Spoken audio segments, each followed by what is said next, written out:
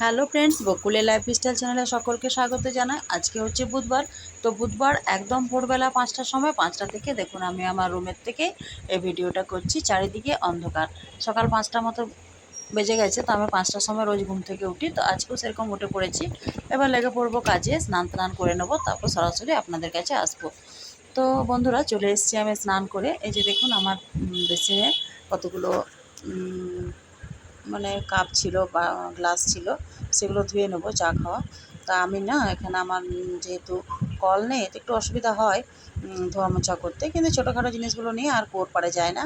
হ্যাঁ, ঘরের মধ্যে ধোয়ার চেষ্টা করি। তো বালতিতে জল ভরে রেখেছি, আগে মগের জলে হাত ধুয়ে নিলাম, তারপর আবার ঘটিতে জল রাখি। সেগুলো আবার মানে নিজের মতো করে ধোয়া মোছা করি, যাতে করে চারিদিকে না লেগে যায় জলটা। আমাদের তো জানছেন একটু বিচার আচারের ব্যবস্থা, মানে বিচার আচার আছে, তো সব কিছুই বারবার ধুয়ে মুছে কাজটা করি। অনেক জল খরচা হয়, তার জন্য আমি এখানে সাধারণত খুব একটা ধুই না। ছোটোখাটো যেগুলো থাকে, যেমন চায়ের কাপ, দুধের গ্লাস, এগুলো মোটামুটি মনে হয় যে একটুখানি আর নিয়ে যেতে পারি না, বাইরে বাড়ির মধ্যে ধুয়ে নিই। তো 1 বালতি 2 বালতি করে কুয়ো থেকে জল নিয়ে আসি, এটাতেই কাজ চালাই। কবে যে আমি একটা জলের ট্যাঙ্কি বসাতে পারবো, একটা খুব ভালো হয়, তাহলে এতটা জল বয়ে বয়ে করতে হয় না। তো মোটামুটি এই কাজগুলো সেরে নিলাম। এবার জলখাবারে আজকে ছাতু মুড়ি সবাইকে দিয়ে দেবো, যেহেতু মেয়ের আজকে কলেজ টলেজ কিছু নেই। আর কর্তামশাইকেও বলে দিয়েছি যে আজকে তুমি ছাতু মুড়ি খেয়ে নেবে। তো এবার একটুখানি ভাত ডাল বসিয়ে দিচ্ছি, তারপর সবজিটা কেটে নেব। আর যেহেতু জলের না কয়েকদিন থেকে খুব একটু সমস্যা হচ্ছে, জল দিচ্ছে না টাইমে, দিচ্ছে 5 মিনিট বা 10 মিনিট। মানে কলের জল, কুয়ো আছে কিন্তু কুয়োর জলটা খাওয়ার জন্য ব্যবহার করি না। কাল তো বলেছি যে জল কিনে খেতে হয়েছে, এমন অবস্থা। তো একদিকে ডাল, একদিকে ভাত বসিয়ে দিলাম, দুদিকে দুটো করে নিলে একটুখানি সুবিধা হয়। আর একা হাতে তো সব করতে হয়। মেয়েরা বড় হয়েছে কিন্তু ওদের একটা কাজের উপকার নেই। ওরা উপরেই থাকে, খাবার সময় নামে আবার উপরে চলে যায়, পড়াশোনার মধ্যে থাকে। তো ডাল ভাতটা বসিয়ে নিলাম।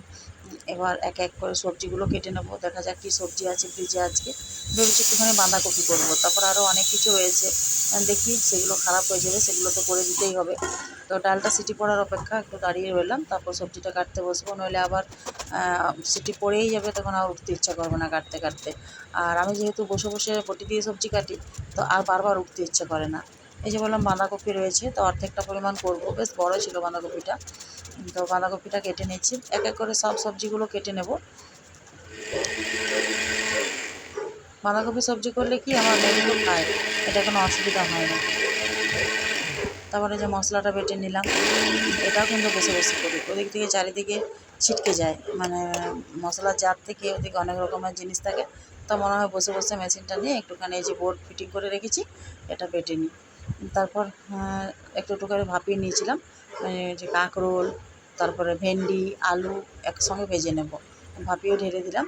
তারপর ডালটাও সেদ্ধ করে রেখেছিলাম, তো মনে হচ্ছে আগে ডালটাকে ফোড়নটা দিয়ে নিই, তারপর ভাজাগুলো ভাজবো। তারপর আবার কর্তামশাই টাইমে মাছও আনবো বলেছে, তাহলে ঝামেলার শেষ নেই। এই যে 1 হাতা পরিমাণ আগে ডালটাকে দিয়ে দিলাম, তাহলে চারিদিকে ছেটাবে না। তারপর বাকি ডালটাকে দিয়ে দেবো। আর মুসুর ডাল সাধারণত আমি রসুন ফোড়ন দিয়ে করি, আর আমার বাড়িতে মুসুরের ডালটাই বেশি হয়। তো ডালটা হয়ে গেল, এবার করে নেবো বাঁধাকপিটা। তো বাঁধাকপিটা মোটামুটি তেল দিয়ে দিয়েছি, পেঁয়াজ দিয়ে দিয়েছি, তারপর আপনার ফোড়নে দিয়েছিলাম 5 ফোড়ন আর শুকনো লঙ্কা। তো বাঁধাকপিটা রান্না করার পর বাইরে দেখছি খুব বেশি হাল্লা হচ্ছে, মনে হচ্ছে একবার বেরোবো। ওই যে জল দিচ্ছে না, যত আদিবাসী সব মহিলারা নেমেছে আন্দোলনে, যে জলটা দিতে হবে। আজকে এত আন্দোলন চারিদিক চলছে, সকাল থেকে এই আন্দোলনটা চলছে, বিকেলে দেখছি আবার বেরিয়েছে আমাদের যে আরজি করের ঘটনাটা ঘটেছে সেটা। তারপর দিয়ে দিলাম মশলাটা দিয়ে দিলাম। আরজি করের ঘটনা নিয়ে আমারও একটা বলার আছে।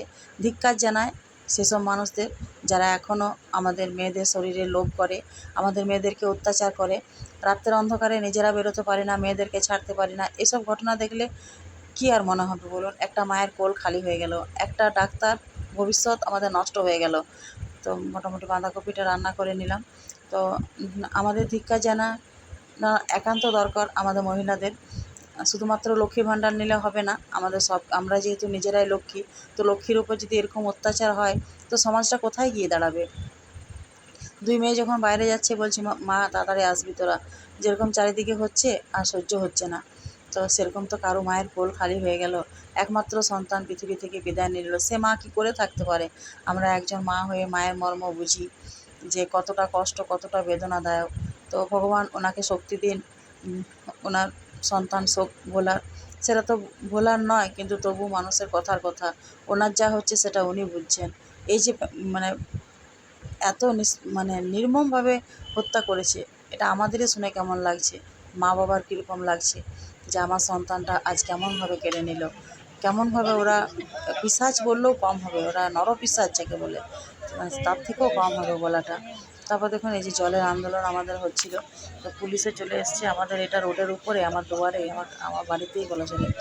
তো যাই হোক, আন্দোলন না করলে হচ্ছে না, এরা বদমাইশি করে অন্যদিকে জল দিয়ে দিচ্ছে, আমরা জল পাচ্ছি না। তো আমাদের তো বেরোনোর ক্ষমতা নেই, যত আদিবাসী সম্প্রদায় সব চলে এসছে, পিছনে রয়েছে একটা মাঝি পাড়া, ওরা যত মহিলা সব চলে এসছে, পুলিশ এসে গেছে। এবার মনে হচ্ছে আন্দোলনটা মিটবে। তো যেটা বলছিলাম, আমি চাই আরজি করের কাণ্ডে সঠিক বিচার, ভগবান যেন প্রত্যেকটা দুষ্কৃতির শাস্তি দেয় একই রকমভাবে, যেরকমভাবে ওনার ডক্টরটাকে মেরেছে সেরকমভাবে যেন ওরাও শান্তি মানে শাস্তি পায়। যাই হোক, রান্নাবান্না হয়ে গেছে, বাঁধাকপিটা ভাজতে ভাজতে চলে গিয়েছিলাম দেখতে। তো তারপর দুপুরে ওই যে খাবার দাবার দিয়ে দিলাম, এটা ছোটো মেয়েকে দিয়েছি, বড়ো মেয়ে তো আর মাছের জিনিস খাবে না, ওর জন্য নিরামিষ বাঁধাকপি ভাজা, ডাল, চাটনি করে দিয়েছিলাম, এটা ছোটো মেয়েকে দিয়ে দিলাম। তারপর খাবার দাবার দিয়ে তারপর দুপুরে ধোয়া মোছা করে নিলাম। তো আজকে আমি দুপুর পর্যন্ত ব্লগটা করেছি, তারপর সরাসরি সন্ধ্যাবেলায় দেখলাম যে আবার একটা মোমবাতি মিছিল বার হয়েছে। তো সেই মিছিলটা আমি ছাদ থেকে দাঁড়িয়ে দাঁড়িয়ে দেখলাম, মানে অ্যাড তো হতে পারলাম না, কাজ ছিল। এই যে দুপুরে ধোয়া মোছা মোটামুটি হয়ে গেছে, তারপরে এই যে মিছিল বার হয়েছে। তো আজকের ভিডিও আপাতত এই পর্যন্তই, আসছে কোনো একটা পরবর্তী ব্লগ নিয়ে। ততক্ষণ আপনারা সকলে ভালো থাকুন, সুস্থ থাকুন।